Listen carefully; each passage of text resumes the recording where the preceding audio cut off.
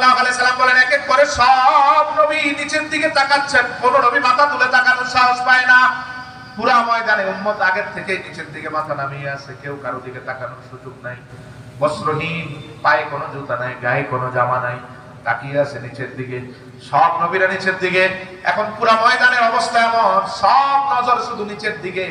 রাসূল বলেন, উম্মতের মায়ায় তোমাদের নাজাত দেওয়ার জন্য আমি প্রথম মাথাটা তুলে উপরে উঠাবো। আল্লাহর হাবিব বলেন, আমি মাথা তুলে আল্লাহর দিকে তাকাবো। আল্লাহর দিকে তাকানোর পরে আমার শান্তিটা আরো বেড়ে যাবে।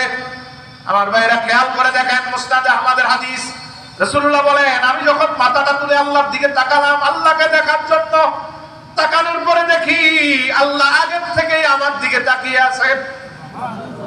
আসলে অবস্থাটা এমন, আমি তাকিয়ে আছি আল্লাহর দিকে, আল্লাহ তাকিয়ে আছেন আমার দিকে। আল্লাহু আকবার।